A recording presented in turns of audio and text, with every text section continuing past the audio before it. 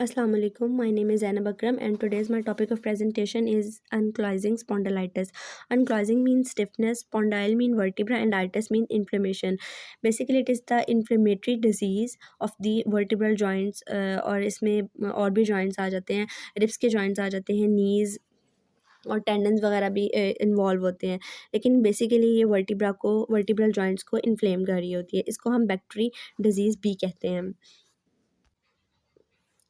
इसके अंदर ये हमारे पास ऑटो इम्यून डिजीज़ होती है, एसोसिएटेड होती है HLA-B27 जीन होता है इसमें, जो कि अटैक कर देता है वर्टिब्रल जॉइंट्स को और ऑसिफिकेशंस वगैरह की वजह से ऑसिफिकेशन की वजह से इसमें इन्फ्लेमेशन हो जाती है, बैम्बो स्पाइन बन जाती है, बैम्बो स्पाइन जिसमें हमारी जो स्पाइन होती है वो बिल्कुल स्ट्रेट हो जाती है और जो पेशेंट होता है वो सीधी तरह से खड़ा नहीं हो सकता। अगर हम इसकी बात करें, ये एक अर्थराइटिस की एक टाइप है, इन्फ्लेमेशन हो जाती है जॉइंट्स में, नीज़, एंकल्स, हिप को अपने साथ इन्वॉल्व कर ली होती है। जॉइंट्स और लिगामेंट्स ही हमें मूवमेंट में हेल्प करवाते हैं, तो जब इनके अंदर इन्फ्लेमेशन हो जाती है तो पेशेंट जो है वो सही तरह से मूवमेंट नहीं कर पाता।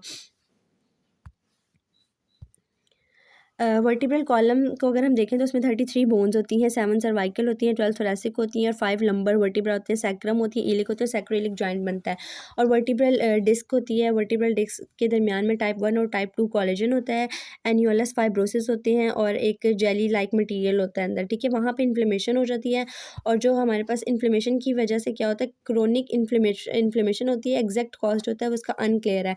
टाइप 1 और टाइप 2 कोलेजन जो होती है वहाँ पे जो हमारे पास फिब्रोब्लास्ट जो होता है वो रिप्लेस हो जाता है डिस्ट्रॉयड जॉइंट से, मतलब वहाँ पे फिब्रोब्लास्ट की जगह पे फाइब्रिन आ जाता है। फाइब्रिन की वजह से वहाँ पे इन्फ्लेमेशन हो जाती है।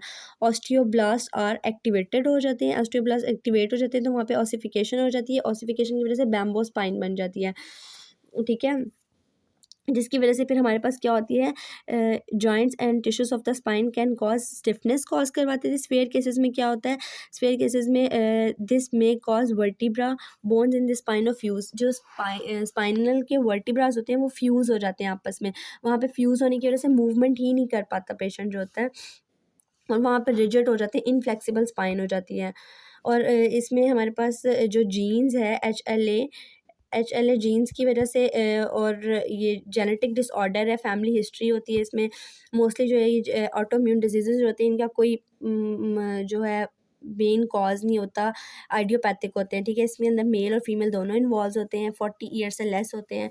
ये पेशेंट जो होते हैं मोस्टली 40 ईयर से लेस होते हैं और क्रोन्स डिज़ीज़, अल्सरेटिव कोलाइटिस और सोरियोसिस जो होते हैं वो डेवलप करते हैं। अ,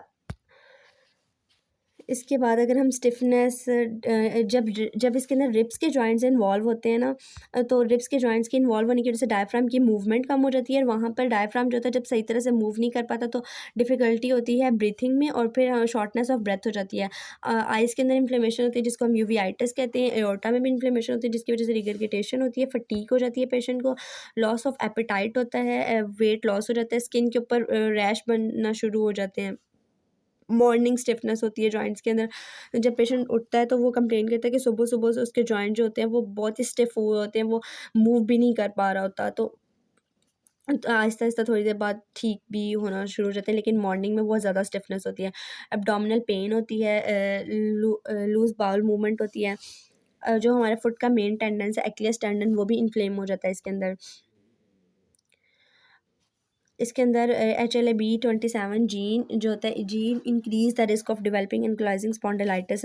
HLA-B27 का जो अगर हम टेस्टिंग की बात करें तो HLA-B27 जो है ये कन्फर्मेटरी टेस्ट नहीं होता क्योंकि 8% पॉपुलेशन में ये पॉजिटिव होता है।